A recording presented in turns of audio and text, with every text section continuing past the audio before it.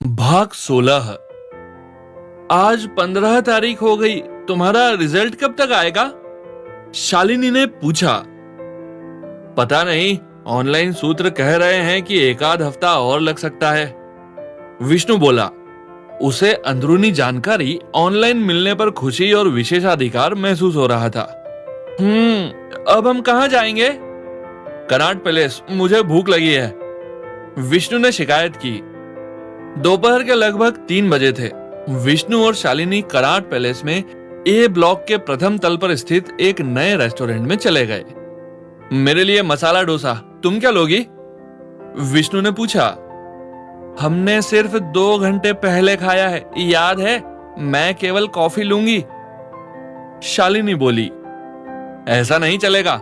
अगर तुम्हें केवल पीने के लिए कुछ चाहिए तो मैं तुम्हारे लिए ऑर्डर करता हूं। रुको, हाँ ये ठीक है, फरेरो रेशर स्मूथी, यह पियो और मेरी तरह कुछ जंक कैलोरीज पाओ, विष्णु ने हंसते हुए कहा। ओके, कुछ भी मंगवा लो, मैं तुम्हारे लिए बहुत खुश हूँ। मुझे खुशी है कि तुमने इस एग्जाम में अच्छा किया है। पूरा चक्र एक मुस्कुराहट के साथ, बिना किसी बड़ी निराशा के साथ पूरा किया है। अगर तुम पास हो जाओगे तो मैं जानती हूँ हम सब कितने खुश होंगे, और अगर तुम सफल नहीं हुए, मैं अभी से महसूस कर सकती हूँ कि तुम्हारा रवैया क्या होगा। मुझे लगता है इसी जगह पर तुमने पहले से लड़ाई जीत ली है, शालिनी ने साफ साफ कहा। हाँ, एक सीमा तक यह सच है। यह परीक्षा अन्य प्रतियोगी परीक्षाओं की तरह कई कारकों द्वारा नियंत्रित होती है, जिनमें से कुछ हमारे बस में नहीं है। हम बस अपनी पूरी क्षमता के अनुसार काम कर सकते हैं। तुमने बचपन में एक छोटे से पत्थर से अंदर या बाहर का खेल खेला है? उसने शालिनी से पूछा। हाँ खेला है, क्यों? शालिनी ने पूछा।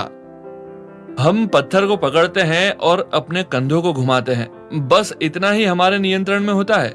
अचानक जब हम सोचते हैं कि सब कुछ हमारे नियंत्रण में है, तेज हवा चलने लगती है या हमारी उंगलियां जवाब दे जाती है और पत्थर किसी तरह हमारे हाथ से निकलकर हमारे नियंत्रण से बाहर चला जाता है। यह परीक्षा की तैयारियां भी ऐसी ही होती है। हम सोच सकते हैं कि चीजें नियंत्रण में है, लेकिन अचानक कुछ ऐसी बाहरी चीजें हो सकती है जो सब कुछ डामाडोल कर देती है और हमारी योजना को बर्बाद कर देती है, विष्णु ने कहा। वाह, तुमने वास्तव में पत्थर के खेल का सादृश्य कितनी अच्छी तरह से इस्तेमाल किया।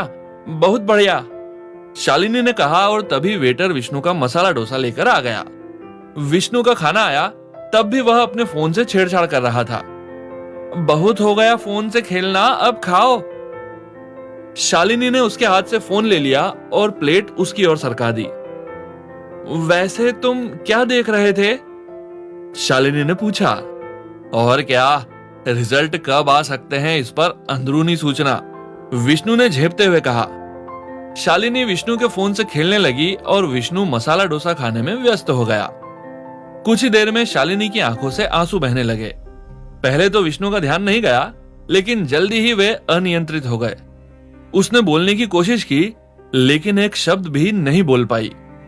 क्या हुआ, बताओ मुझे, विष्णु उससे बार बार पूछ रहा था। उसने विष्णु को फोन दे दिया। विष्णु ने फोन उठाया और स्क्रीन पर उसका रिजल्ट था। यूपीएससी ने अभी अभी परिणाम घोषित किए थे और विष्णु न केवल पास हो गया था, बल्कि उसने ऑल इंडिया रैंक 12 प्राप्त की थी। उसने दोबारा पीडीएफ चेक किया और दोबारा चेक करने के लिए साइट को रिफ्रेश किया। वाह, मैं पास हो गया, बहुत बढ़िया। विष्णु और किसी चीज से अधिक राहत महसूस कर रहा था। उसने फोन उठाया और तुरंत घर पर कॉल किया। पापा, मैंने 12वीं रैंक के साथ एग्जाम पास कर लिया है, ऑनलाइन रिजल्ट चेक कर लीजिए, विष्णु खुशी से बोला। ओह बहुत बढ़िया, मां से बात करो, उसके पिता ने कहा। असल में पापा ने अस्पताल से छुट्टी मार ली है और घर में बैठे हैं, विष्णु के मन की चुटीली आवाज ने कहा। सुपर बेटा, मैं जानती थी तुम कर लोगे, जल्दी घर आओ, हम सेलिब्रेट करेंगे, उसकी मां ने खुशी से पूरी तरह भीगे स्वर में कहा। उनकी प्रसन्नता का ठिकाना नहीं था।